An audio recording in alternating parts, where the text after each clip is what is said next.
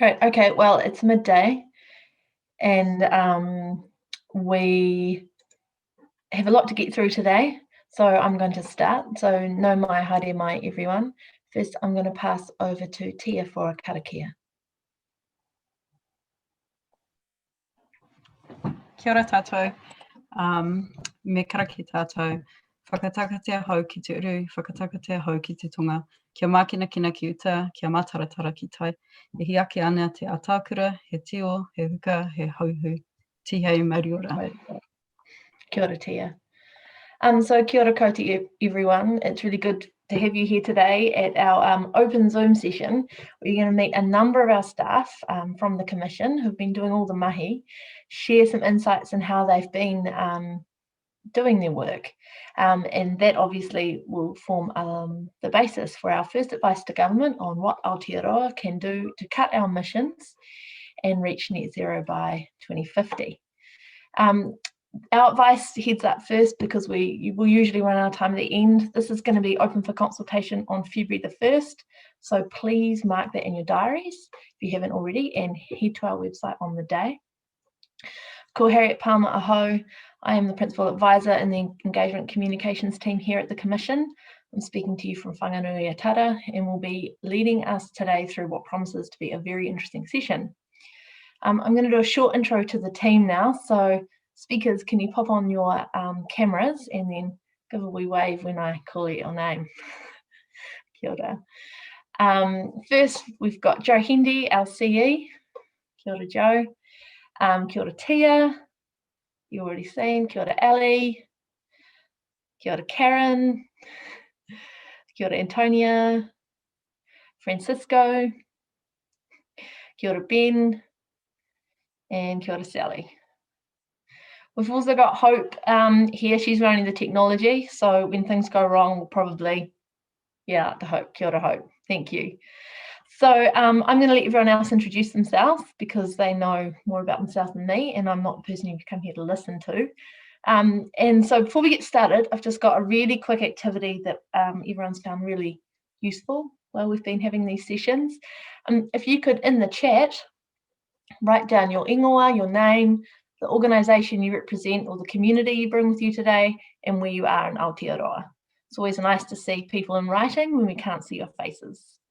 So I'll let you do that while I keep talking, and it should be pretty easy to do. Maybe team members, if you start. Kia ora, Andrea, thank you. That was quick. So today's session is split into sections. We're going to start with a description of our vision for Aotearoa and how we've approached our mahi.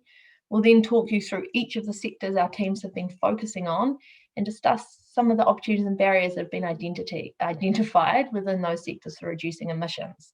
There will be time for questions after each section, and we've got a good session for questions at the end. When you ask questions, please use the Q&A that's down the bottom of your screen. That helps us keep an eye on the questions so they don't get lost in the chat. That's where I'll be focusing on when I call them out. Keep your questions short and to the point. We don't really have time for long ones, and I get tongue-tied and I often get things wrong. So if you keep them simple, we'll be able to get you the information you want. Also, please note this is a public session, so I'm not going to be asking really technical questions. There's lots of opportunities to go into everything in depth later on, and I would imagine a lot of you will have sessions with the team set up. If you want to comment, talk amongst yourselves, or share resources, use the chat. A lively chat is really great, and it gives our people feedback while they're staring into the abyss. We also have a couple of polls, so those will pop up after each sector chat. These aren't scientific, and we're not going to be considering them as evidence, but they'll show you where people differ and give you a good sense of what the kind of differences of opinion that we're dealing with as we go through our work. So that's enough from me, and I'm going to pass over to Jo. Kia ora, Jo. Thank you, Harriet, and kia ora koutou, everyone. Thank you so much for coming to talk with us today. I'm the Chief Executive, and I've been working on climate change issues for over 20 years now, and I lead the day-to-day work here at the Climate Change Commission. Our work program is set out essentially in the Zero Carbon Act. which sets out the 2050 targets for reducing our greenhouse gas emissions so that we can contribute to global efforts to keep warming to 1.5 degrees. And the Zero Carbon Act also tasked the Commission in advising how to achieve those targets. So our work is really about showing the pathway to getting to these targets, using evidence analysis and through engaging with New Zealanders. Our end goal is about more than just hitting the targets though. We are aiming to show the path that would take us to a thriving, climate resilient, low emissions Aotearoa, one that is inclusive and equitable, protects livelihoods and makes economic sense.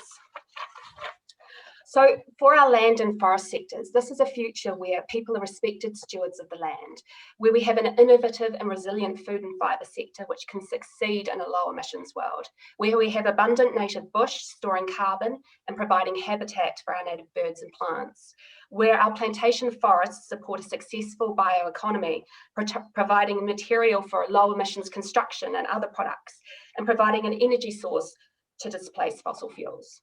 For our industry and business sectors, this is a future where local businesses produce low emissions, high value products that are in demand globally, fueled by electricity, by energy and potentially hydrogen and biomethane, where employers are successful and can support themselves and their employees in the transition. For our electricity and energy sector, this is a future where hydro, wind, solar and geothermal energy power our country, where we are highly efficient and productive in resource use.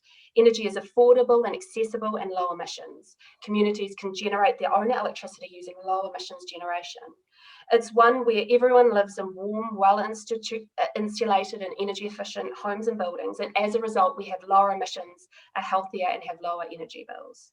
For our transport sector, this is a future where our cities and towns are created around people and supported by low emissions transport accessible to everyone equally, where we have low emissions choices and options for how we get around and how we move our goods around, where the cars we drive are run off electricity and are cheaper to buy and run than they are today, where our towns and cities encourage cycling and walking alongside efficient, affordable and interconnected public transport networks.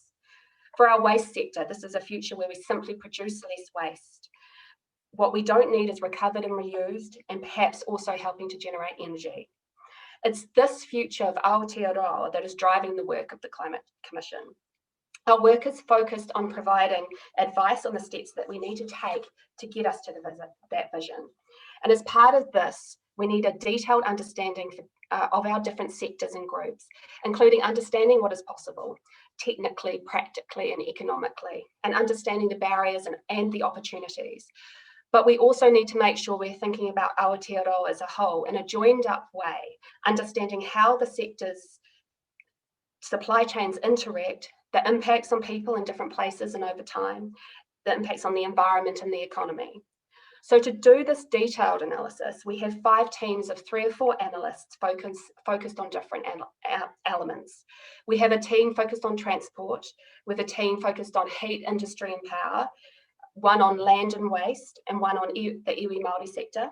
And we have a 5th cross-cutting team focused on pulling it all together in a joined-up way and thinking across the system. And so these are the teams that you're going to hear from today and hear about what work they've been doing. So now I'm going to pass over to Tia and Karen to talk a little bit more about how we've approached our work. Thank you very much.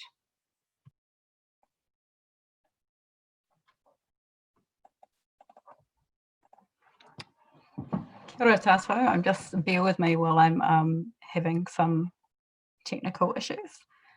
I'm just going to try and share my screen.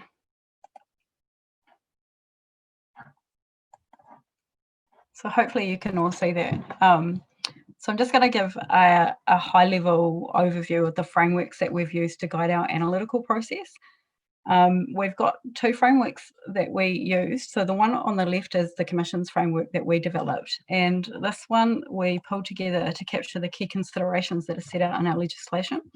The purpose of our framework was to make sure that while we're looking at different emissions reductions and removals options, we're also mindful of the different perspectives, priorities and trade-offs that need to be considered to minimise unintended outcomes that could result from the advice we put forward. So in the framework on the left, we've made it really clear at a high level what perspectives we're leading out from. This is so that we can remind ourselves about the different aspects of our social, cultural, environmental and economic structures that could be impacted. So we think about what different options could mean for different people, for example, different age groups or places, such as different regions and how they could be affected, and time or intergenerational impacts. The second framework on the right is Aotearoa, which is a Māori wellbeing framework, and that was designed by Māori thought leaders, and it was set up to help public policy analysts understand how Māori think about wellbeing and what equitable outcomes might look like for Māori. So you'll see in our framework on the left that we prioritise a lens that combines perspectives from all New Zealanders, from the environment and from Te Ao Māori. But to understand what that is, we need to understand how Te Ao Māori think about things. And the reason we've also used He Aotearoa in our analysis is so that we could do that. Common to both frameworks is the use of tikanga, which we stole from He Aotearoa. I shouldn't use that, I should say borrowed. And we've incorporated that because we think that it's not just about thinking about all the different aspects of society and the constructs that we live within, but also just thinking about what types of guiding behaviours or values would help us get better results. So, for example, if we're thinking about options from a manaakitanga perspective, what would that look like when we're talking about enhancing the mana of communities? So in terms of the Māori work stream, we have also, we let out some engagement during the period of our work, and we're going to speak more to that in an open webinar on the 26th. So if you're not already signed up for that one, maybe you might want to come and check out the mahi we did specific to the Māori work stream on the 26th. Kia ora.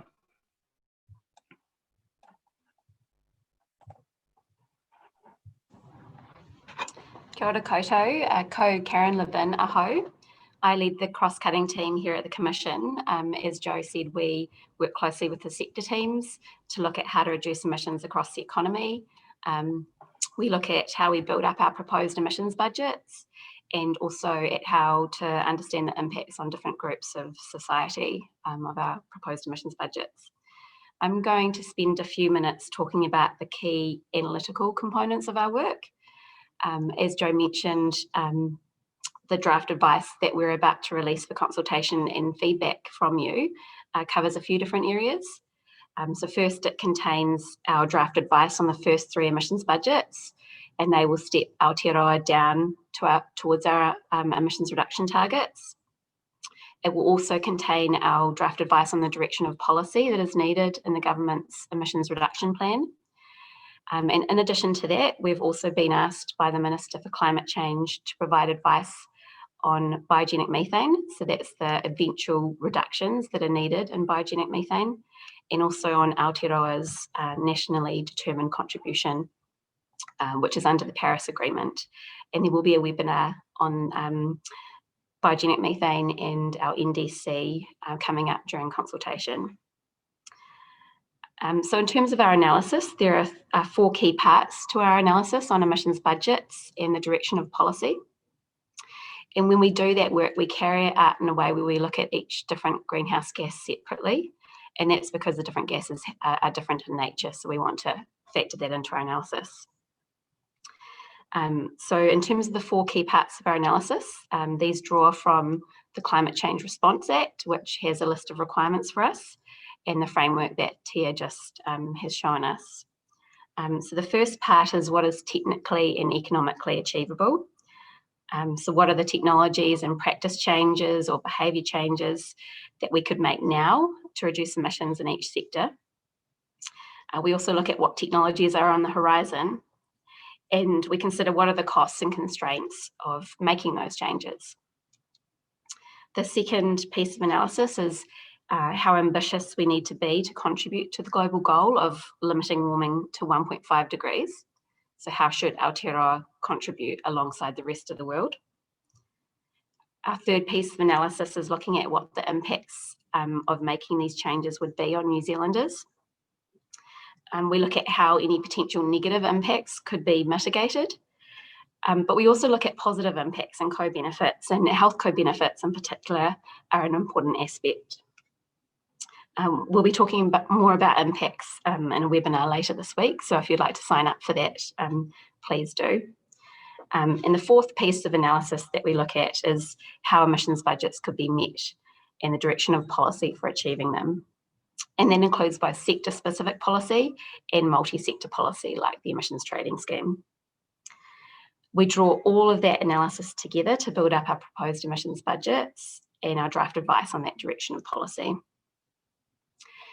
In addition to our analysis, engagement has been a really important part of the work that we do. So far, we've had more than 700 meetings, workshops and hui. This has included hui with Māori thought leaders, technical experts and Māori collectives. We established several technical reference groups to help us build up the evidence base and test our analysis. We held a number of workshops covering topics like equitable transitions, rural impacts, equity and access to transport, behaviour change, urban form, bioeconomy and the circular economy. And we also, in 2019, ran a call for evidence and received a number of submissions, again, contributing evidence to help us build up our evidence base. So these conversations and the submissions that we've received have been really invaluable for us and really helped to build up that evidence base and help us provide a really rich picture of what Aotearoa can do to reduce emissions. Thanks, Harriet. Kia ora, Karen. Nice work, team. We don't have too many questions, so if anyone does have any, please pop them in. The webinar is going to be going until 1:30 SM. Thank you. And Nick, in relation to your question about carbon sequestration in wetlands, I think we'll tip that to the land section. So I hope that works for you. One question we do have, Jo, that I think might be good for you to quickly answer before we move on to Antonia, is in the chat. There's basically, how can we help you? So what are we looking for from members of the public, people out there with expertise and passion and drive, which we know there are a lot of you. Yeah, so we're going out for consultation starting the 1st of February. And this is when we're really testing what we've pulled together, our evidence analysis and our understanding of what matters to New Zealanders, what the opportunities are, what the barriers are. So one of the key ways you can help us is submit on our advice, telling us where we've got it right, telling us the things that we may have missed, and really help to strengthen the advice that we give to government on the 31st of May. Cool, kia ora, thank you. Okay, so now I'm going to introduce you to Antonia, who's going to talk through HIP, but she won't use the acronym. That's Heat, Industry and Power. Thank you for the tip, Roderick, on not using acronyms. Thanks, Antonia.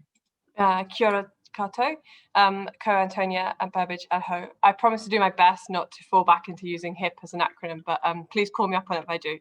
So I lead the Commission's Heat, Industry and Power team. There are 4 of us in the team. Our backgrounds are across engineering, modelling and policy, with experience across various areas of energy and climate change. I'm going to talk through the emissions profile for the heat, industry and power sector, and then briefly outline some of the opportunities, barriers and key issues the team has thought about as part of the work that we've done over the past year. So the heat, industry and power team covers everything that isn't land or transport, which is a bit of a mixed bag. The sector sort of includes how electricity is generated, which is the power part of our title, how heat is produced and used, and that means everything from high temperatures needed in furnaces to the boilers used for drying milk powder, and also the gas systems that we all use in our homes, or most of us use in our homes. Industry emissions are also part of our remit, and that is sort of the chemical processes with emissions associated. And a good example of that is the coking coal used to make steel. Heat, industry and power covers sort of everything from the construction sector, buildings, timber processing, dairy manufacturing and cement. The emissions from the sector are about 41% of total long-lived greenhouse gas emissions. Lots of what we think about are the emissions associated with the production and use of energy. It's a good shorthand for the sector. And this takes me to where the opportunities are for the sector. We know that about 40% of the energy used in Aotearoa today comes from renewable energy sources, and that's pretty good globally. But the rest of the energy we use, broadly speaking, has emissions associated with it. And that's where a lot of our focus has been in the last year. Our analysis tells us that there are lots of opportunities to reduce the emissions from that remaining 60%. It shows us that we need to move towards a set of diverse and low emissions fuel sources by 2050. It shows us that we can rapidly expand the amount of low emissions electricity we use. Ali, who leads on the transport sector and is going to speak after me, is going to talk about the electrification of cars. Aotearoa has abundant renewable resource, allowing us to expand the amount of low emissions electricity we generate. And that means building more wind farms and more solar.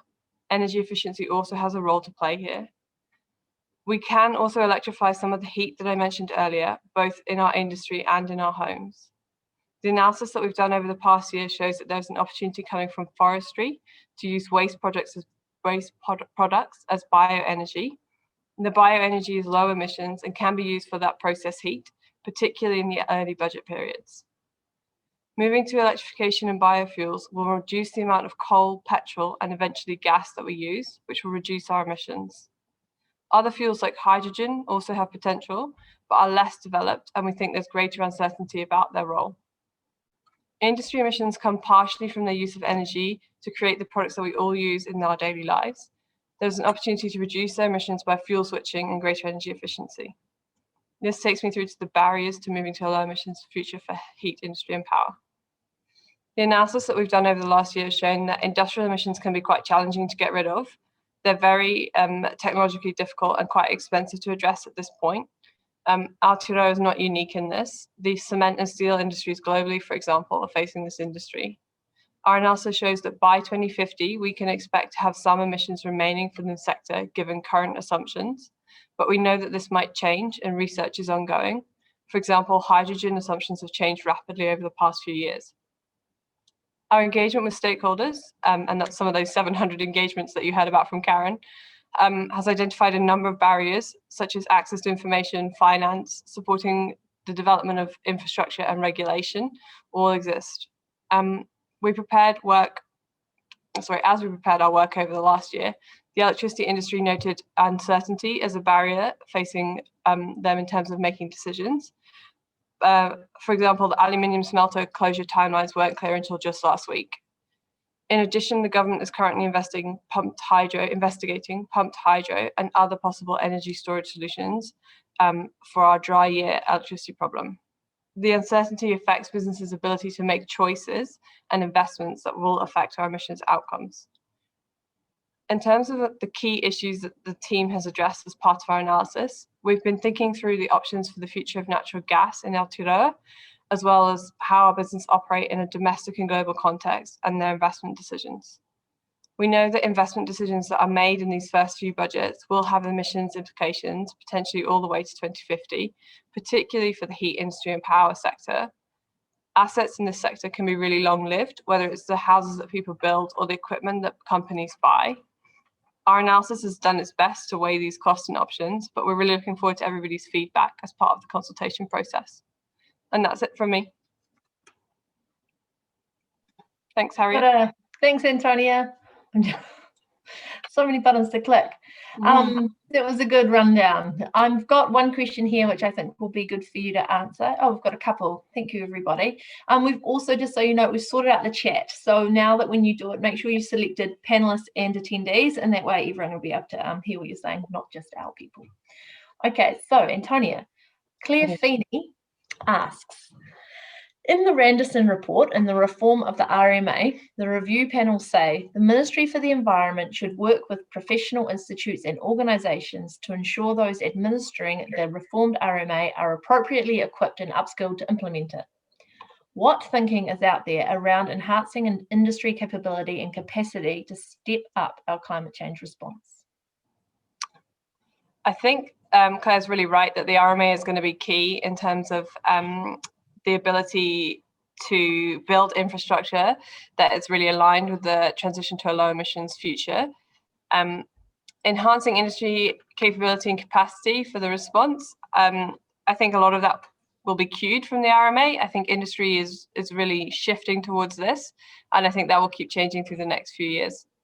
As a short answer, that's it. But yeah, really interested to continue talking about this. Kia ora. Thanks, Antonia. I've got another question about battery waste, but I think that's one for Francisco. Now I've got one from Scott Willis. Sorry.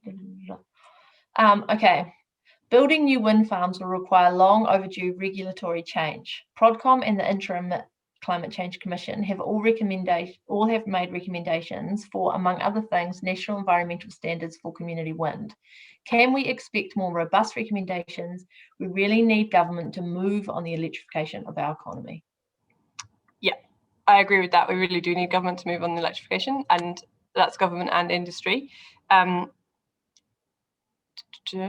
think that work is underway, and I'm not the right person to answer to government's current policy reforms in terms of what's happening with wind. And I also can't speak to our recommendations at this webinar, but we will be holding a webinar in the first week of our consultation process to explain what our recommendations are. So look out for that, I think is the answer.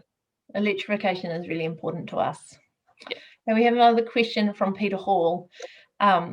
Does the Commission have a view on the pushback on the low carbon credentials of woody biomass coming from some sectors in Europe? Really interesting. So partially this answer should be from me and partially it should be from our land use team. And we've been trying to work really closely between the transport, land use, forestry and heat, industry and power, because I think the development of the bioeconomy is one of those topics that cuts across all the sectors.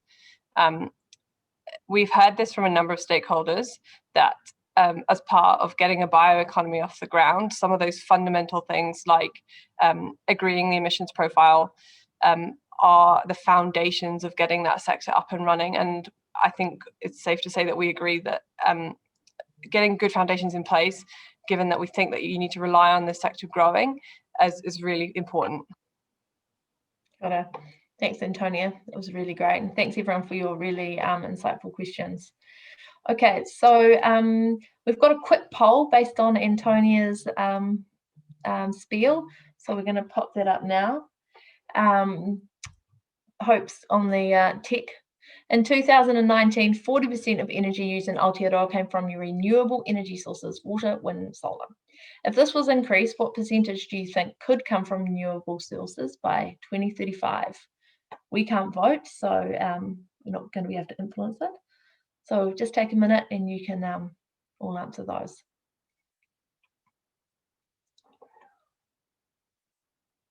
It's not happening. Can people see that that poll? Well, maybe we'll keep it up. People are voting. Oh, so okay, fantastic. Thank you. Usually we get to see it in real time, which is really interesting. Okay. Just wait a little bit and then hopefully we see it and then we can move on to transport, which I know many people have already started asking questions about. So no pressure, Ali. Cool.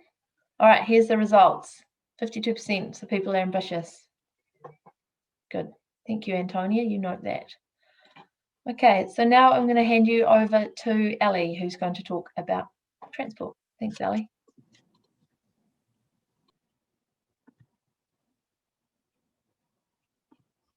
Thanks, Harriet. Kia ora, ko Alexandra Seaton aho. I'm currently leading the transport team. There are 3 of us on the team, so we're a pretty small team, and our backgrounds are broadly across engineering, modelling and policy, largely transport, climate change and energy policy. So I'm going to give a brief overview of the emissions profile for transport and then briefly talk through some of the opportunities and barriers for reducing emissions in transport. Noting in transport, there's a huge amount of opportunities, so I'm going to be quite focused. So in terms of what the emissions profile looks like, in 2018, transport made up about 37% of long-lived gases. So that's all gases except biogenic methane. So you can see that transport will be a large part of the solution in reaching our targets. Of these, road transport is the predominant source of emissions, about 90%, and emissions from cars, utes, vans, and SUVs make up most of this, though emissions from trucks have doubled in the last 20 years. Domestic aviation is a bit smaller, about 7% of transport emissions, and rail and domestic shipping together make up 2% of transport emissions. So in terms of the opportunities and the barriers, like I said before, there are many opportunities, and most of those exist now to reduce emissions in transport. So I'm just going to highlight the main ones. By switching to electric vehicles, road transport, including heavy vehicles, can be almost decarbonised by 2050. And this requires a rapid increase in EV sales, so that nearly all vehicles entering our fleet are electric by 2035. The key dependency here, putting aside the well-canvassed barriers to EV uptake, which include things like the upfront cost and range anxiety, will be the constraint on the available of actually getting these EVs into the country, especially second-hand cars. So we're a small, remote and left-hand driving country, and we're heavily dependent on imports from Japan. And so they have a limited supply, EV supply, which has an impact on us. And so not all forms of transport are easily electrified at the moment. This means that low carbon fuels, which are fuels such as biofuels or hydrogen, will play a role, particularly for heavy trucks, planes and ships. The key challenge here for these fuels is that they need to become more cost effective with fossil fuels to help increase demand for them. Aotearoa will also need facilities to produce these low carbon fuels that will help increase their supply. I also need to emphasise that electric vehicles are an important piece of the puzzle, but that does not take away from how important it is to reduce emissions from other areas of transport and to give New Zealanders choice in how they reduce their emissions. So our transport system is dominated by private vehicles, so reducing the number of cars on the road and developing a more accessible transport system is an effective way to reduce emissions, and that has a lot of extra co-benefits. Active transport, so things like walking or cycling, and increased clean public and shared transport are simple ways to reduce emissions, but this requires communities to have much greater access to safe, convenient, affordable and accessible shared or public transport and extensive high quality walking and cycling infrastructure. One of the other main ways to decrease our reliance on driving is by designing compact communities where the necessary infrastructure makes it easy and safe to get around. And ensuring that this happens at the planning stage is more effective than retrofitting transport needs. So in terms of the key issues that are constantly on my team's mind, one of the main considerations is ensuring an equitable and accessible transport system. And so an example here is that while one of the biggest opportunities is electrifying transport, EVs are simply at the moment out of reach for many people. And this doesn't mean that EVs can't play an important role, but that there should be measures in place to reduce the upfront cost of EVs and increase their availability, or ensure that people have access to other types of transport that suits them. So I look forward to being able to discuss transport emissions with you in more detail when our advice is released, and I will now open it up for you guys for questions. Thanks, Ellie. Okay, so we do have a couple of questions in here that I can to start with. If you do want to ask questions, please put them in the Q&A. Otherwise, I have to scroll through the chat and we lose precious time. So that's the easiest way to do it. So Alison has asked us, she's particularly interested in transport emissions. I understand that you're including maritime transport emissions in land transport. Given that Aotearoa has one of the highest boat ownership per capita in the world, and that emissions from I'm just going to say this, 15 HP two-stroke outboard motor are about the same as about 500 cars, can you outline what the Commission will be doing to quantify recreational boat emissions, especially given 50% increase in boat sales recently? Thank you, Alison. Thanks, Alison. Interesting question. Recreational boats are a bit of a statistical gap, and we're not actually aware of any fully published statistics on emissions from their fuel use, or even the number of boats in themselves are highly uncertain. The fuel that they use actually comes from the same fueling stations that are used by road vehicles, and no one is tracking fuel for recreational boats separately than they are from like cars and vans, etc. What I can say is, at this stage, we have focused on the biggest sources of emissions. So that is, we are thinking more of like road transport and heavy trucks, but our analysis has focused on shipping and also in the general category of what is officially called off-road vehicles and equipment, of which boats, recreational boats, would probably form a part. We're finding that these type of things in the future are amenable to electrification. So interesting question, and I think that in the future that's something that as we move through our analysis that might become more of a focus. Thanks, Ellie. We have another question for you here from James Hughes. James asks, transport emissions are influenced heavily by the urban form of communities. Currently, we don't have levers policy that is driving this. The new NPSUD, I'm assuming, Ellie, you know what that is. Please don't use acronyms in your questions, everybody. Doesn't really go far enough. This is a major opportunity for reform, and yet we're still building sprawling cities centred around private cars. Is there likely to be policy change in this regard?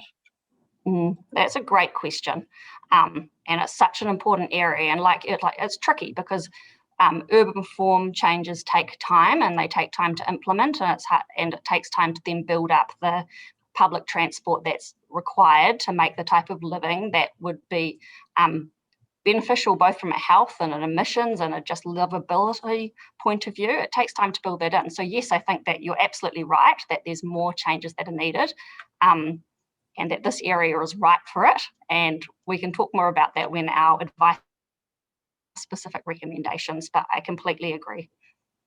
Thank you.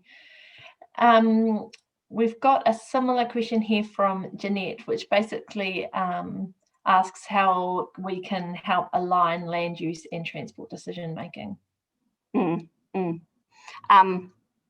Lots of that, I think, is about different agencies and councils and appropriate entities being in communication with each other and being on the same page in terms of the outcomes that we're seeking and the goals. Thank you. I've got another question here for you, Ellie. You've got a lot. I know you've done a lot of work, so you've got the answers. Here's one from Trudy Bishop. How do you envisage New Zealanders to be convinced to be moved away from the car culture, especially the large SUV and ute culture that is embedded and encouraged to be part of? Will there be a ban on these vehicles being imported sooner rather than later? That's a great question too. That's the conundrum, isn't it? It's just a behaviour change, and lots of that needs to happen in order for us to reach our goals. In terms of whether there's a specific ban that's getting, I can't talk about that specifically. There are many different levers that could be pulled to try and achieve that goal, which I think lots of those sit with government, which will be open for their consideration. But thinking about things like reducing incentives and things that encourage the particular choices of those vehicles will be important. And saying that lots of people in New Zealand require SUVs and utes to do their jobs. I'm thinking particularly in rural communities.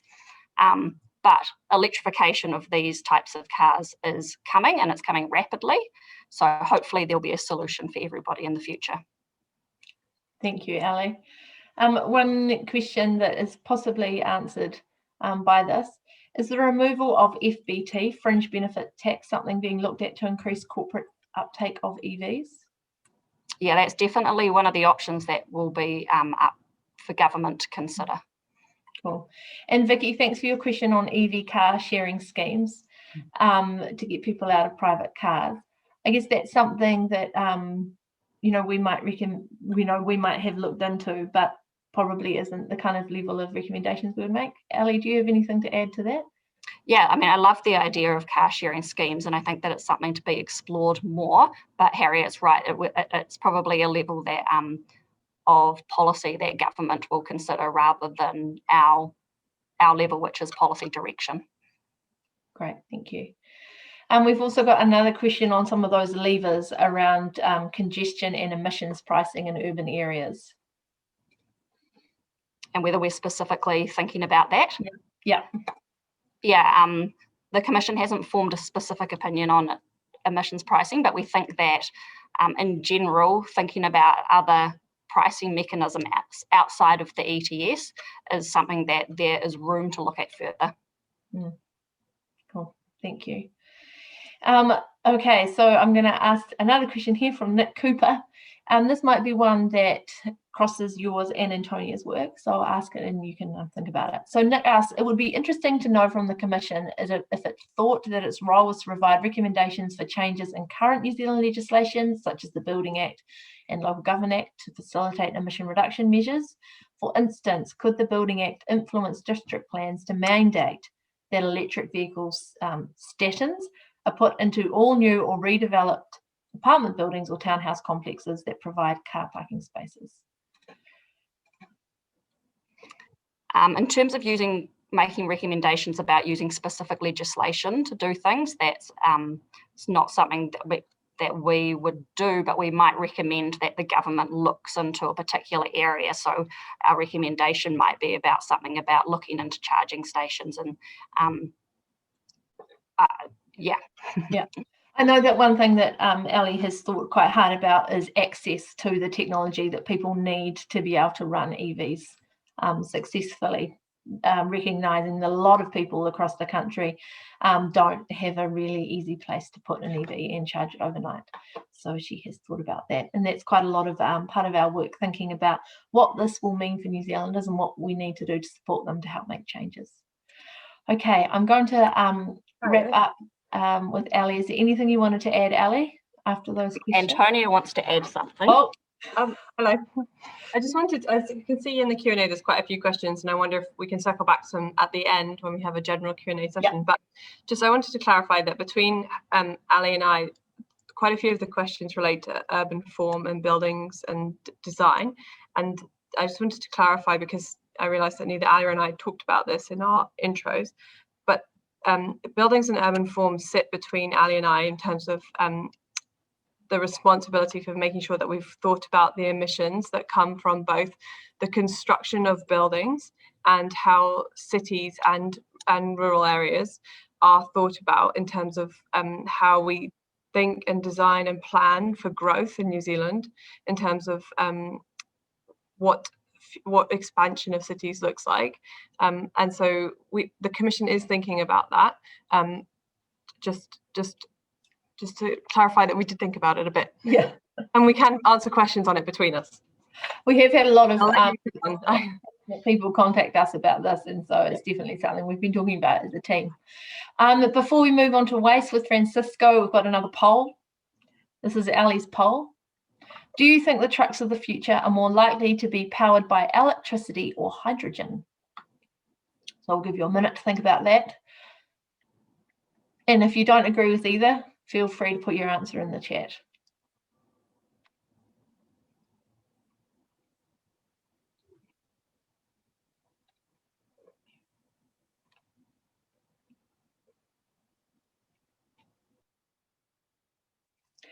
Rebecca, if you could put your question in the Q&A, that would be really helpful. Okay, Hope, shall we have a look? And Francisco, maybe pop your video on. Okay, more people thinking electricity than hydrogen. Interesting, thank you. Okay, so now I'm going to pass you over to Francisco Hernandez. He's our waste man. Kia ora, Francisco. Kia ora. Tēnā koutou katoa, everyone. Ko Francisco Hernandez Aho. I'm the lead analyst for the waste sector, but I sit within the wider land and waste team. I think there's a total of around 6 people in the land and waste team, but I'm the person who works primarily on waste issues, and the other analysts sort of go into more the land use side of things. I'm going to be discussing the emissions profile for the waste sector, and then briefly go into the opportunities, the barriers, and some of the key issues that the team has talked about. So when we talk about waste, we're referring to the, in terms of the emissions profile, we're referring to the emissions at the final disposal site. It's usually at landfill, but there's also waste emissions from wastewater treatment plants, from burning waste, and from composting waste. We know that it's around 12% of methane emissions and 5% of our overall emissions profile. We know that 90% of emissions are from solid waste disposal, with 10% from wastewater treatment plants. And of that 90% from solid waste disposal, only around a third actually comes from managed landfills with gas capture. And that's an important thing to take note of. The other sort of 60% of that 90% that comes from solid waste disposal comes from legacy landfills, comes from legacy landfills, which are, closed landfills. It comes from non-municipal landfills, and it comes from farm dumps, and it also comes from municipal landfills that are too small to be required to capture landfill gas. We know that wood, paper, and garden waste are the sort of waste types with the highest emissions associated with them. And while we're talking about emissions from waste, from landfill, from a greenhouse gas accounting perspective, we're aware that emissions associated with waste encompasses a wide variety of sectors, ranging from the production and transportation of goods, which is why it's imperative we embrace the opportunities that await us from moving to a linear economy, where we sort of just take, make, consume, and throw away, to a circular economy where we reuse resources. So what are those opportunities?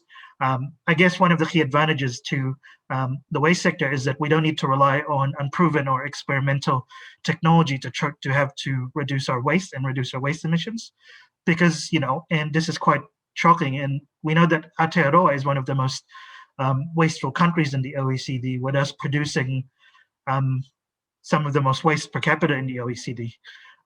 So we've sort of used the framework of the waste hierarchy in our analysis of what we can do about waste emissions. So we want to make sure that we're, avoiding and reducing the amount of waste we produce. And then we need to make sure that we're reusing and recycling the waste we produce. And then we want to make sure we're recovering, and then making sure that the landfills that we do have the best possible capture rates for the methane that's emitted. So reducing the amount of waste we produce is, in the first place, is a key step. And we can do this through improving the efficiency of production. For example, better planning and building sites can reduce the amount of timber offcuts and wood waste that gets reduced. And we should support consumers to shift to more sustainable consumption, for example, through reducing the amount of packaging, introducing right to repair legislation, product stewardship schemes, and reducing junk mail. After trying to reduce waste, we can look at how we can increase the amount of waste we can recover before it hits the landfill, particularly if it's resource and emissions efficient. For example, ensuring that food waste can get rescued and go to food banks. But in terms of increasing the amount of waste we can recover, there's 4 broad options depending on the waste types, and that's recycling, composting, anaerobic digestion, and boiler use. Those are the main options that we've looked at, largely because there's proven international examples and the availability to deploy at quite a large scale here in Aotearoa within the next, within a short time frame. So I'm going to sort of talk about the barriers we're facing. New Zealand geography is one of them. We have parts of New Zealand have low population density, and there's challenges with resource recovery infrastructure, so we need to make investments in it. Our waste strategy is sort of out of date, and we need to have a more coherent one. There's uncertainty about recovered materials. So, for example, people make compost, but there's no certainty about being able to sell it on or ensure that there's a market for it. And, the biggest one is, in too many places in the country, it's simply cheaper to throw things away rather than recover it.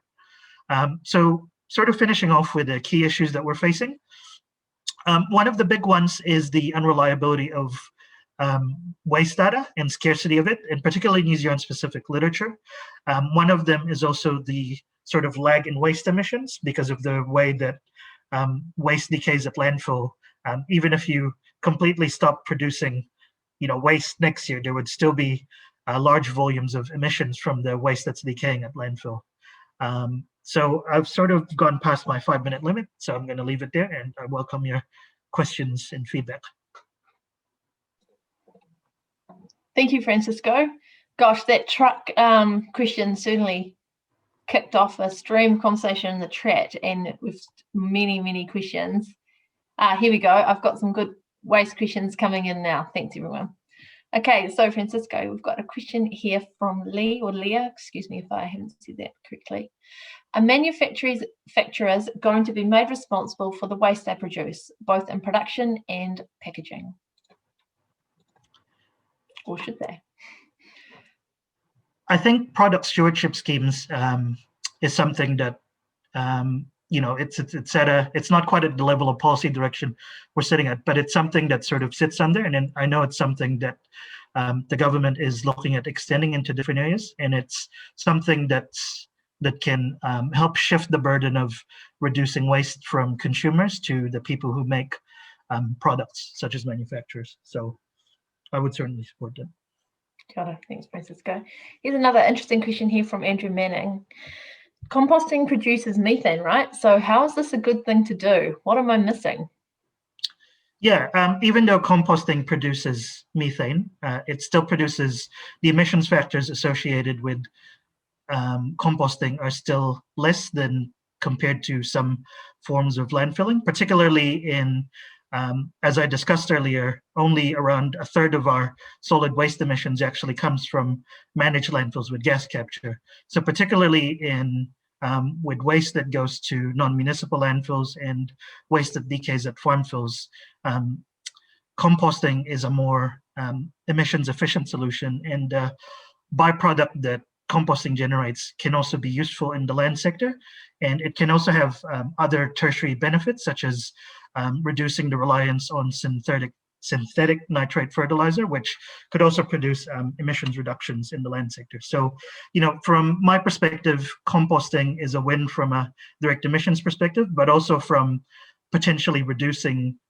reliance on other sorts of emissions and getting emissions wins that way. Cool. Thanks, Francisco.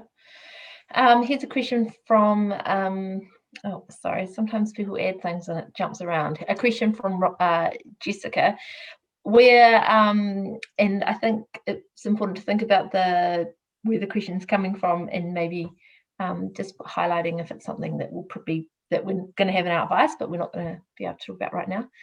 Anyway, are you looking at consistency of recycling rules systems throughout New Zealand to make it easier for consumers? Recycling what, sorry? Rules or systems. I guess that's about how it's different everywhere. It's really hard to know what's happening. How can we make recycling easier? Have we looked into that? Is that something? Yeah, I guess the broader direction of our policy advice is definitely into how we can improve resource recovery in Aotearoa. I don't think we're still talking about specifics at this stage, but definitely we want to be improving resource recovery because it is at quite a low rate in New Zealand in comparison to other OECD countries. Thanks, Francisco. Here's a question. How many landfills generate electricity from LF gas? If they build large gas storage holders, they could generate at peak times instead of just when the gas is collected. Does that question make sense to you? Yeah, I think the question makes sense. I think, and don't quote me on this because I haven't read back into it in a long time. I think the greenhouse gas inventory that MV has is around 60 to 70% of landfills have generate methane from the electricity. So, I mean, obviously we want to be, this is of municipal landfills, not including non-municipal and farmfills. So around 60 to 70% of municipal landfills generate methane. And definitely we want to be, as part of our broad policy direction, we want to be encouraging increasing gas capture from landfill, not only existing landfills, but also extending the amount of landfills that potentially capture methane. Thank you, Francisco. Here's another one for you. How are you looking at dealing with construction waste? This is an industry that needs a culture shift, as well as probably legislative change to deal with its enormous landfill quantities, especially of products that can have other purposes, end-of-life solutions. That's from Lee Raymond again. Yeah, construction and demolition waste is, I think, one of the largest in the waste stream. So it's something that we're definitely concerned about. In terms of how we can deal with it, you will know that I mentioned earlier how we can provide incentives for manufacturers and people who generate waste to shift to more sort of efficient production processes. Something that I've seen in the literature that I've read is to ensure that there's better planning to reduce the amount of timber offcuts that's generated at construction sites. But yeah, the broad policy direction definitely suggests reducing waste, not only from building and construction, but from across Aotearoa as a whole, and increasing the amount we can recover from that. Kia ora. Thanks, Francisco. Here's another one here from Vanessa Nevin. In relation to waste, working in the healthcare field, reprocessing is another stream that needs to be embraced.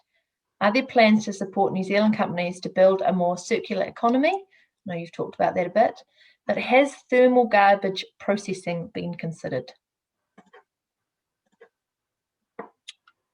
By thermal garbage processing, does that refer to incinerating medical waste? I think that's what it refers to. Maybe think about some of the other things that we've considered. So I know we've looked at anaerobic digestion and other ways that we can. Is that correct? Oh, I got rid of the question. But if the person who asked it wanted to clarify or jump into the chat, that would be great. Yeah, medical waste was not one of the biggest sort of waste streams that we looked at. So I don't think we've done any in detail thinking about the medical waste stream as a whole. But, as a general rule of thumb, we are looking at ways we can reduce waste generation and increase waste recovery right across the economy. Cool. Thanks, Francisco. Okay, so we've got a quick poll here on waste. Okay, in 2018, it was estimated Aotearoa saved around 35% of our waste before it went to landfill. By 2035, what do you think that percentage will or could be? 15 to 25? It's going to get worse. 35 to 45, 55 to 65, or 65 to 75. Again, if you've got an alternative answer, just pop it in the chat. Thank you.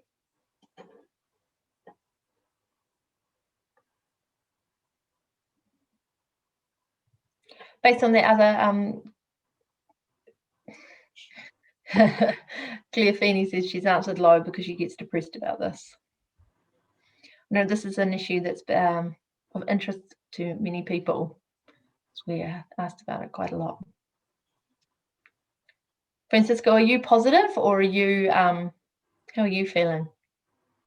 Oh, I think I'm pretty optimistic. I think there's some positive steps that's beginning to be made in this direction, not only by central government, but by local governments. Lots of local councils are sort of moving in that zero waste direction, and I'm positive things could get better.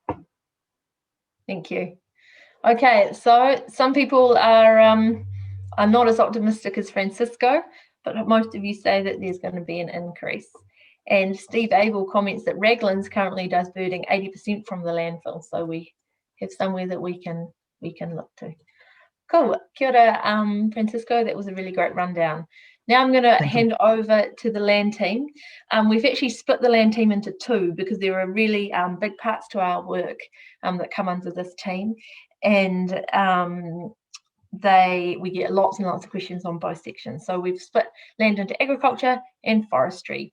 Phil, who we had on the bill to come here, isn't available. So we have Sally and Ben filling his shoes. Over to you, Sally and Ben. Thank you.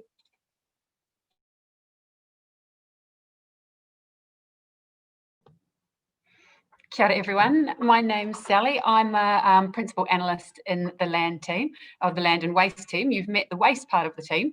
On the land side, which covers both agriculture and forestry, as Harriet mentioned, we're a team of 4 from diverse backgrounds covering climate policy, broader environment policy, agriculture policy, as well as forestry economics and science backgrounds as well. So I'll be talking about the agriculture part of our work, and then Ben will talk about the forestry side in a moment.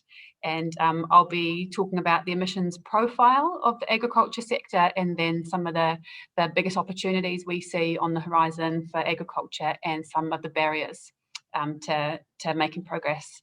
So in terms of the emissions profile, the emissions from agriculture are what we call biological emissions. They come about as the result of biological processes, so they're slightly different to the emissions from fossil fuels. And for the purposes of our work, the land sector covers just those biological emissions. So obviously there are fossil fuel emissions that come about from the agriculture sector as well through things like transport and processing. But for the purposes of our work, those are covered in the other appropriate sectors like transport and heat industry and power. So there are two main biological greenhouse gases from agriculture, methane and nitrous oxide. Methane is a byproduct of ruminant animals' digestive process. So as the food is being digested in the rumen of livestock, some of the microbes that break down that food produce methane, and that methane is burped and breathed out by the animals. And so that's called enteric methane, and that's by far the largest source of methane from agriculture. Nitrous oxide is produced when microbes in the soil break down nitrogen that's deposited on the soil, either in the animal's urine and dung or from fertilizer that's put on the soils. So agriculture accounts for about 88% of New Zealand's methane emissions. And as I mentioned, most of that is enteric methane from digestion. And it accounts for 18% of long-lived gas emissions. So both methane and nitrous oxide are greenhouse gases that differ in important ways from carbon dioxide. Methane has a relatively short lifetime in the atmosphere compared to carbon dioxide, but it's a powerful gas. And nitrous oxide is a more powerful greenhouse gas again than methane, and it has a longer lifetime in the atmosphere than methane, but shorter than carbon dioxide. I won't go into the science of that in detail because that was discussed in a previous webinar we've had, which you're welcome to go back and have a look at. In terms of the biggest opportunities for the sector, there have been a lot of improvements in agricultural production over the last few decades, productivity improvements that have come about through things like better breeding and animal genetics, improved farm management, improved management of pastures and feed, those sorts of things. Improvements over the last few decades mean that each unit of meat or milk New Zealand produces now is less emissions intensive than it used to be. There's been about a 20% improvement in emissions efficiency since 1990. Based on analysis, we do expect those improvements to continue, but they will slow down. And our analysis shows that that improvement does need to be accelerated. If more is not done to reduce emissions from agriculture, then we won't be able to meet our methane targets. We see a couple of key opportunities for reducing emissions from agriculture, and we've grouped those into two sort of buckets. The first one is around adjusting farm management, and the second one is around the use of specific technologies to reduce emissions. So in terms of farm management changes, there are a range of different things that can be done that can have an impact on emissions. Changing stocking rates, so farming fewer animals per hectare. There's reducing the total amount of feed that's produced or purchased and then consumed by animals, because methane is produced through they're a function of how much feed an animal consumes. So reducing the total amount of feed needed in a farming system can reduce emissions. And they're also reducing the amount of nitrogen being deposited on the land. So that could be by reducing fertilizer use, reducing the amount of nitrogen contained in the feed the animals eat so that less is excreted out in urine and dung. And the reason we've grouped these all together in a package is because you can't look at each one in isolation. Farms are very complex systems where all these things interact. Changing one thing can have an impact on another part of the farm system. So we need to look at these as a sort of whole farm management package. And the biological emissions reference group that was established by the government a few years ago, their extensive analysis estimated that a package of actions to improve the way farms are managed could reduce emissions by about 10%. with gains being more or less in some farms, depending on how those farms are run and the climate on those farms and those sorts of things. In terms of mitigation technologies, there are a lot of new technologies that are being developed that have the potential to reduce emissions more in the future, but there's a lot of uncertainty around that. The methane vaccine is the one that you've probably heard a lot about. It's a sort of big hope for the future, but there are others that have the potential to reduce emissions, including a methane inhibitor, which would be something that the animal eats and that can help reduce the amount of methane produced, or new types of feed, or breeding animals for lower emissions. As I mentioned, there's a lot of uncertainty around when and if these sort of technologies might come to fruition, and also you won't be able to just add them all up to get more and more gains, because some of these technologies will work through the same mechanisms. But collectively, if these technologies are developed, estimate they could reduce emissions by around 30%. So a vaccine, for example, that the goal there is, the hope is that it may be able to reduce methane emissions by about 30%. Another option, of course, is changing some land use away from ruminant livestock agriculture to lower emissions uses. That would obviously also have an impact on emissions. And if new technologies don't come to fruition, then we'd likely need to see more land use change into other lower emissions uses like horticulture or forestry. Many farms already have changed some of their land use, sort of pockets of farms in trees of vegetation, that sort of thing. And our analysis shows there's opportunity there, but Ben will speak about that a little bit more shortly. In terms of the barriers, one of the main ones is that these mechanisms and farms themselves are very complex biological systems. And as I mentioned, changing one part of the system can have impacts on others, and you need to be very careful not to reduce one set of emissions at the expense of another. Changing farm management in a way that reduces emissions, it takes very skilled farm management and really good information and data. And all farms are different. The opportunities and the emissions profile of a farm depends on topography, climate, soil, the animals they're farming, the feed in their system, and the opportunities for reductions are very different in different farms. It can sometimes be hard right now for farmers to change their management practices in a way that has the best impact on emissions. Finding and identifying the most relevant and trustworthy information can be challenging. Often information relates to one aspect of a farm system, but it's not tailored for farm-wide action that reduces emissions. So there's a need for more high quality and trusted information to be the basis of decision making. In terms of diversifying land away from livestock agriculture to lower emissions land uses, there are some barriers there too. Horticulture, for example, is already very profitable, but there are barriers like labour constraints, high upfront costs of changing land use, high upfront costs of establishing horticulture on your land, market access issues, and there's also cultural barriers as well. Some people like being livestock farmers and might not want to farm horticulture, so those are some of the barriers that we've been looking at as to why a larger land use change hasn't happened already. There are other opportunities for reductions that have been suggested from various quarters, including things like increasing the amount of carbon stored in our soils. But at the moment, more evidence and more information is needed to really understand the potential of a lot of new approaches that are often suggested out there. I think I've hit my 5-minute mark, so I'll hand over back to you. Thanks, Harriet. Thanks, Sally. That was good. I think we're going to go to Ben now. Everyone was running slightly over time, but we have got some extra in there for questions. So just letting you know that. Okay, off you go, Ben, to talk about forestry. Kia ora, thanks, Harriet. Tēnā koutou, ko Ben Abram aho. Lucky last, I am a senior analyst here at the Commission. I'm going to sort of round out the other side of our land sector work by talking about forests. And forests are extremely important to New Zealand, and they're important for a number of reasons. They're important for the environment. They provide habitat for species. Managed forests can provide jobs. They're important to our culture.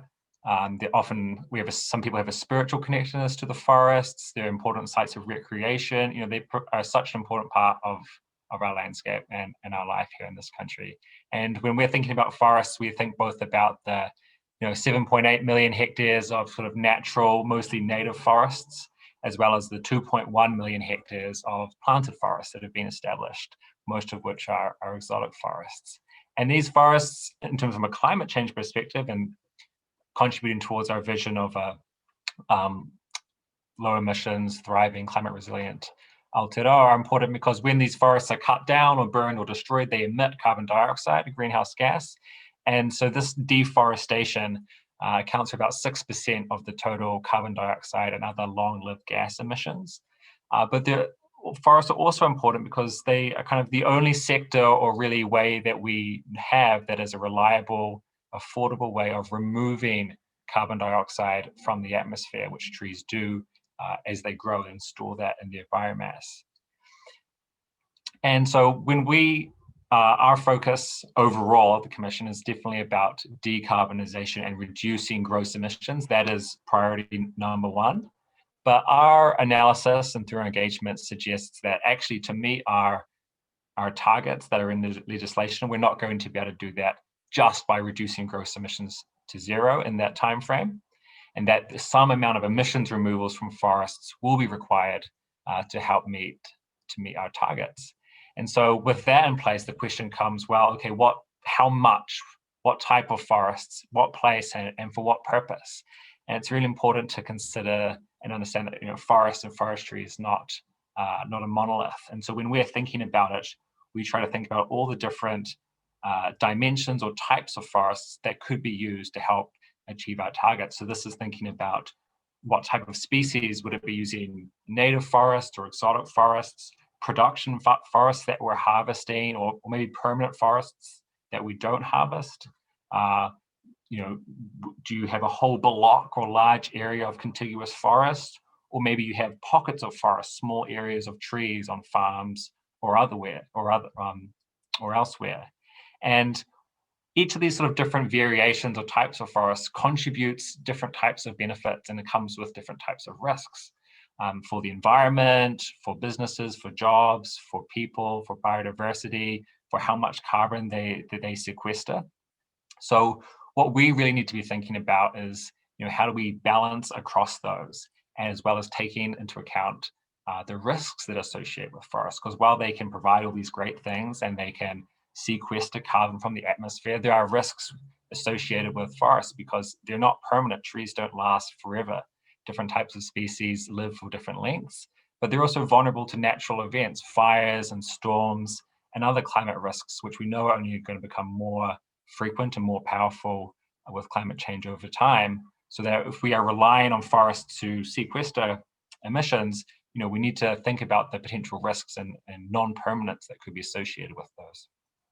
So based on our analysis and our engagement, I just want to highlight some of the sort of opportunities and challenges that we see in terms of maximizing the potential of forests to help achieve our goals. And so the first one is obviously reducing deforestation and the emissions associated with that. And then we also see an opportunity to use exotic forests, particularly which New Zealand, mostly Pinus radiata, which grow very quickly. And so in the short term, they can provide a lot of emissions removals. And also the harvest and residues from those, as has been mentioned earlier, can be used to substitute higher emissions energy sources and materials in buildings and things like that. Native forests, on the other hand, they grow much more slowly, but for a much longer period of time. And so they can provide an enduring long-term carbon sink and source of emissions removals, as well as a whole lot of other benefits in terms of biodiversity, water quality and things like that as well. But there's also challenges to this as well, because we know that right now the balance of incentives is strongly in one direction that I think a lot of people would hear about if they read the news. The emissions trading scheme and the current incentive mix provides a strong price signal to plant exotic forests because they grow fast and they suck out a lot of carbon. But thinking about all those other things I mentioned earlier to strike the right balance of natives, exotics, production, permanent to achieve our goals, this strong current price signal does not capture all of those nuances. So that is certainly a barrier that we need to think about. And also, if we want to promote more native forests, there are barriers to achieving that as well in terms of the scale of that, the infrastructure required around nurseries and planting and things like that. But it's also important to note that native forests don't always need planting to be established, because with an existing seed source and correct management, they can be encouraged to sort of naturally revert and regrow as well. So those are some of the opportunities and the barriers, and just a snapshot of our thinking on forests. Happy to unpack some more based on questions. Fantastic. Thank you so much, Ben. It was really nicely phrased there. Quickly, before I start delving into questions on forest and agriculture, there's been quite a lot of questions on detail of our advice, particularly quite, I guess, particular details. And I've thought Jo might be able to give a little bit of a heads up on what level of detail we're going to be going into in our advice and what we are going to be asking the government. Thanks, Jo. Sure, Harriet. So our role is to provide direction to government of the kinds of things that we need to achieve in terms of policy. And so this is so that then the government agencies, and following the leadership of their ministers, can do the detailed policy work, go through the policy process and do their due process, and follow through on the implementation. And then we have another aspect to our role, as well as providing that advice on what direction and what needs to be achieved. We have an annual monitoring role, which means we come back every year to look at what progress has been achieved.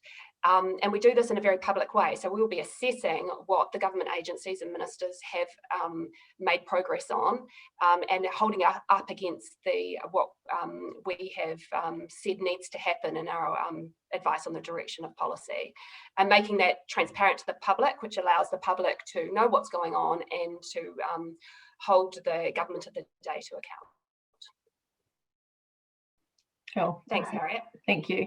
I hope that helps. What that means is that some of the questions that you've asked are really great questions, but they go into a level of detail that's not really in the Commission's scope.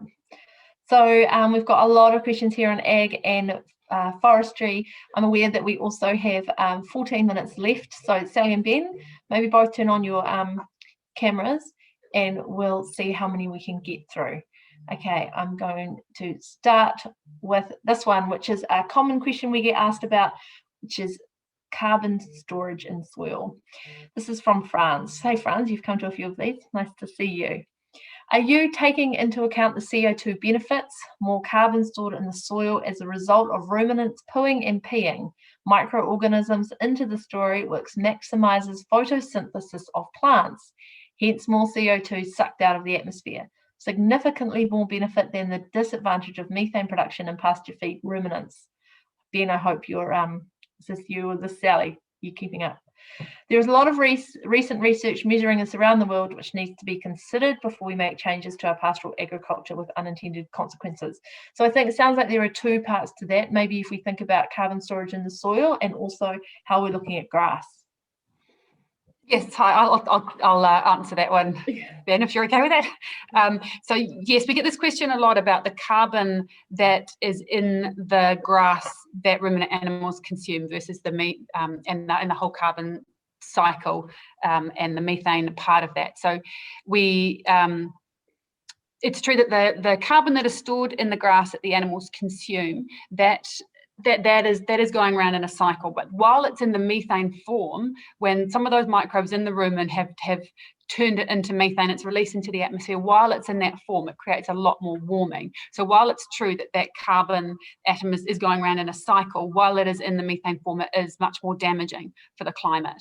So in that sense, it's not a carbon neutral cycle.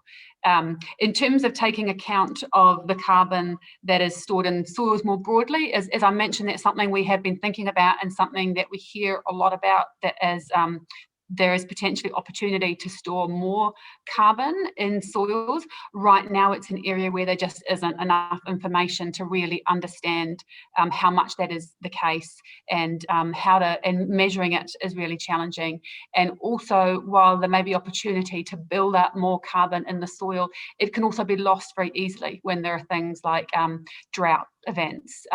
So it can be very volatile, and we really need more research and more information to understand exactly how large the opportunities are there. Right, thank you, Sally. Ben, here's a question for you on forestry. Given that plantation forestry effectively offers no climate benefit once it's harvested, are we fooling ourselves to think this is an actual climate solution? Thanks, Harriet. Really great question. I think we'd be fooling ourselves to say it is the solution, but I think does also provide climate benefits that we need to be thinking about and working out how we can take advantage. Once a forest is harvested, doesn't provide no benefits depending on how that harvested forest is used. If that wood is put into a house or the built environment, those emissions removals can stay for a long period of time. At the same time, some of the produce is used for pulp and paper and things that don't last a long time. So it does not provide a permanent ongoing source of removals. But at the same time, that those 20 to 30 years while a plantation forest is growing quickly does sequester a lot of carbon, and that can be used to help us meet emissions budgets and targets, or other sectors are decarbonizing, which may take more time. So they're not the long-term solution, and there's no way we're going to plant our way out of this problem, but I think they have to be there in the mix to help us achieve our targets, reduce our contribution to global warming while we transition the whole economy towards low emissions. Thanks, Ben. On the flip side, and I think you've talked about this a little bit, Philip Murray says, what about natives? They're slow going, but ultimately better for Papatūānuku. Yeah, so natives are slow growing, but as mentioned, they can grow for a long period of time, hundreds of years before they reach maturity. So that can be a great way. So if we are planting more native forests now, that means when we get to 2050, when we need to have net zero carbon and long-lived gas emissions, they will still be growing and still sequestering emissions. So that means if for some reason we can't get all of our gross emissions to zero, there are some sectors of the economy that are really hard to abate. Those slow-growing native forests can help sort of mop up those residual emissions to make sure that we reach net zero. And as a lot of people have mentioned, they provide a lot of great other benefits for Papatūānuku, for people, for animals, biodiversity. So there's a big role that they can play. Great, thank you. There have been quite a few questions here on the role of native versus exotic forestry, and I'm hoping that those have answered them. So thank you, Kate and others. I'm going to move on to another topic now. Sorry, everybody. Here we go. Sorry, some of these are very long, so if you could keep them short, that'll help. This is one from Sophie McInnes, who says, I've been told that many New Zealand native trees don't meet the definition of a tree in international climate change agreements due to height. Is this true? Even the tallest take many years to achieve full growth, unlike exotic species. Yeah, so for the sort of forest definition that is used for international kind of greenhouse gas accounting, the idea is that the forest does need to try and reach 5 meters of height. Doesn't mean it has to be 5 meters at that time. If you plant a tree, it may take a few years to reach 5 meters. But as long as that tree is kind of expected to, it normally will. So yes, there'll be some species of like small plants that won't reach that height, but a large number of New Zealand's native forests and trees in particular do reach that height, including things like Mānuka and Kānuka, which can reach that too, as well as our big, tall native forests. So certainly a lot of our native forests do meet that criteria and can and will in the future contribute a lot to our emissions accounting and emissions removals. Great, thank you. Now, Drudy Bishop, I don't know which one of you will answer this, so just put up your hand after I've answered it. Trudy asks, is there a reason why water isn't included in this section, considering most of our waterways are polluted by our intensive industrial farming? Do you want to answer that one, Ben, or shall I? We're absolutely thinking about water as part of this, and we're very much, you can't talk about emissions from land without thinking about the other aspects of the environmental impacts on land as well. And a lot of policy around water quality and policy around reducing emissions from land, a lot of them are mutually supportive, and it's very much in our part of our radar and has been part of our analytical thinking that they need to be, you can't have them working at cross purposes. So you need to be thinking about those other environmental benefits at the same time. Yeah, just to add a couple other things on water. Water is also a potential barrier when it comes to changing one's land use to different types of farming. Often access to water and water availability is an important part of that. And then on the forest side as well, trees and forests that are established along waterways can also play an important role in sort of filtering water and improving water quality. So more interactions there. So certainly part of our work, as Sally mentioned. Great, thank you, Ben. Okay, a couple more questions on ag. A few clarify for you, Sally. So Andrew Manning says, Sally, when you say reducing the amount of feed, I assume you don't mean leaving animals hungry. Presumably you mean that some feed is thrown away presently so to improve efficiency and reduce waste. What exactly do you mean? That's a really good clarifying question. Thanks for noting that. What I mean there is that often more feed is used in a farm system to increase production. So more feed is used to support the animals to produce more meat and milk. So it's not even necessarily that it's going to waste, it's being used, but it's being used to produce more. So if you reduce the amount of feed in your farming system, lower your production slightly, and that can look different on different farms. Some farms, for example, might move from milking twice a day to milking once a day and have a smaller herd.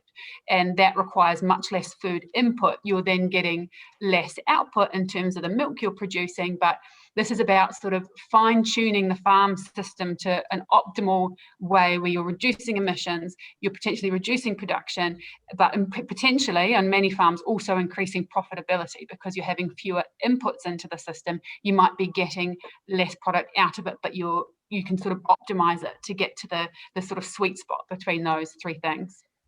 Okay, thank you. So we've still got a little bit of time left. Hey, Sally and Ben, have we looked at regenerative farming?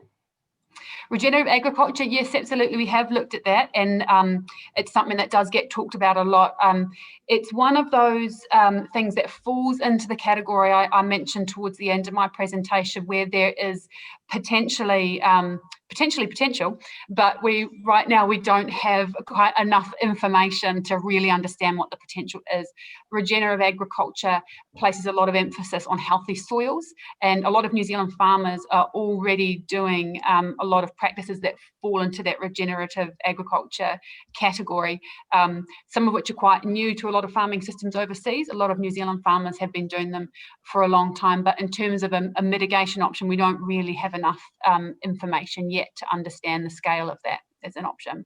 Yeah, I'll just add quickly that there's a lot of groups in New Zealand beginning to conduct New Zealand-based research on regenerative agriculture. A lot of that's already been published, is done overseas, but there are groups in New Zealand actively working on this. And so it's definitely a space to watch to see as those results come out in the next couple of years. Right. Thank you so much, guys. Hey, thanks everyone for all your excellent questions on these. I'm really sorry we haven't had time, but we will have time to answer them because we're going to have sector-specific sessions on this when we've actually released our advice. So then we'll be able to ask some of those more detailed questions and talk even more about these, which are fantastic topics. Jo, if you could turn on your camera, I'm going to ask you just one or two more questions that have been sitting here.